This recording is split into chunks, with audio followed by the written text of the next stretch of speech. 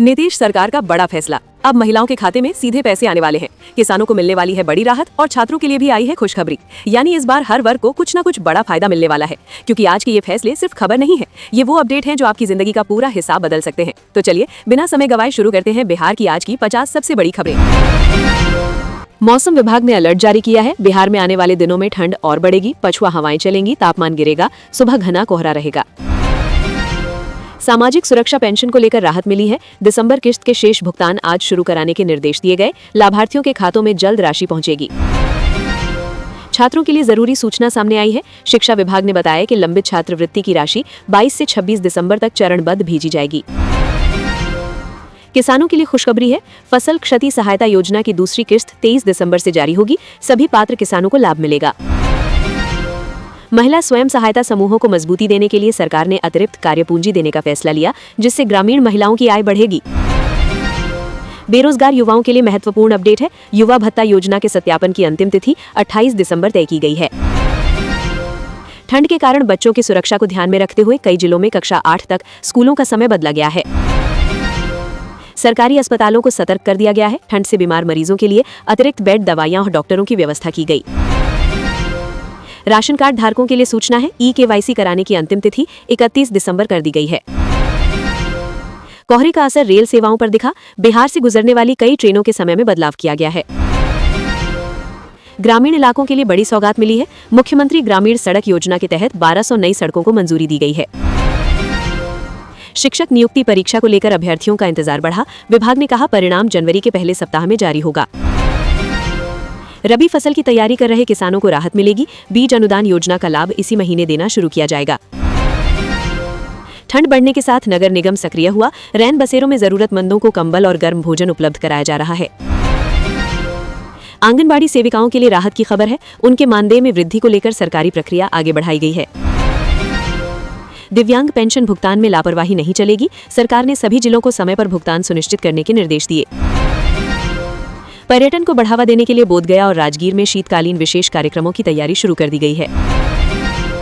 खाद को लेकर किसानों को चिंता करने की जरूरत नहीं है। कृषि विभाग ने बताया कि यूरिया और DAP की पर्याप्त उपलब्धता है।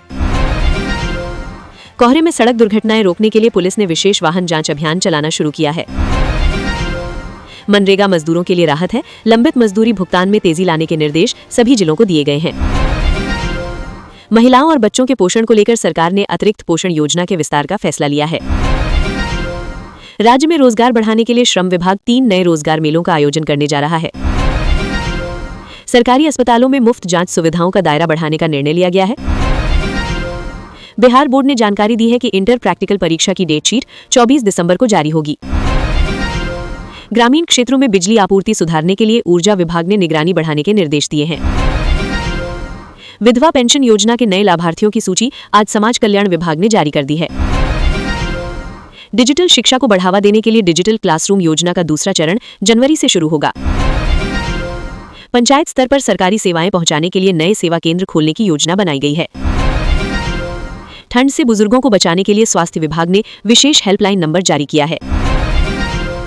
प्रवासी मजदूरों के पंजीकरण अभियान की अंतिम तिथि 31 दिसंबर तक बढ़ा दी गई है। गेहूं खरीद को लेकर तैयारी पूरी कर ली गई है। न्यूनतम समर्थन मूल्य पर खरीद की जाएगी। मुख्यमंत्री ने अधिकारियों को चेतावनी दी है कि योजनाओं में किसी भी तरह की लापरवाही बर्दाश्त नहीं होगी। शीतकालीन अवकाश को लेकर शिक्षा विभाग ने कहा है कि मौसम की समीक्षा के बाद अंतिम फैसला होगा।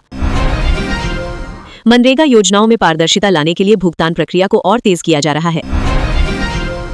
महिला उद्यमियों को बढ़ावा देने के लिए नई सब्सिडी योजना लागू करने की घोषणा की गई है। कोहरे के दौरान एम्बुलेंस सेवाओं को अलर्ट पर रखा गया है ताकि मरीजों को परेशानी न हो। प्रतियोगी परीक्षाओं की तैयारी कर रहे युवाओं के लिए मुफ्त कोचिंग योजना का दायरा बढ़ाया गया है। जन वितरण प्रणाली में गड़बड़ी पाए जाने पर सख्त कार्यवाही की चेतावनी जारी की गई है। मैट्रिक परीक्षा फॉर्म भरने की तिथि बढ़ाने पर शिक्षा विभाग विचार कर रहा है। सब्जी फसलों को ठंड से बचाने के लिए किसानों को विशेष कृषि सलाह जारी की गई है। शहरी इलाकों में अलाव जलाने की संख्या बढ़ाने के निर्देश नगर निकायों को दिए गए हैं। अनुसूचित जाति छात्रवृत्ति योजना की लंबित राशि जल्द जारी करने का आश्वासन दिया गया है। प्राथमिक स्वास्थ्य केंद्रों में डॉक्टरों की नियमित उपस्थिति सुनिश्चित करने के निर्देश जारी हुए हैं। निजी स्कूलों की मनमानी फीस वृद्धि पर शिक्षा विभाग ने सख्ती दिखाते हुए नोटिस भेजे हैं। पशुपालकों के लिए चारा अनुदान योजना की राशि इसी सप्ताह जारी की जाएगी। ई रिक्शा चालकों के लिए नई बीमा योजना लागू करने पर सरकार ने विचार शुरू किया है। शीतल लहर को देखते हुए आपदा प्रबंधन विभाग ने सभी जिलों को सतर्क रहने के निर्देश दिए हैं। तो ये थी आज की 50 बड़ी खबरें। अगर वीडियो पसंद आया हो तो लाइक करें और ऐसे ही अपडेट्स के लिए चैनल को सब्सक्राइब करना न भूलें। मिलते हैं अगली खबर में। धन्यवाद।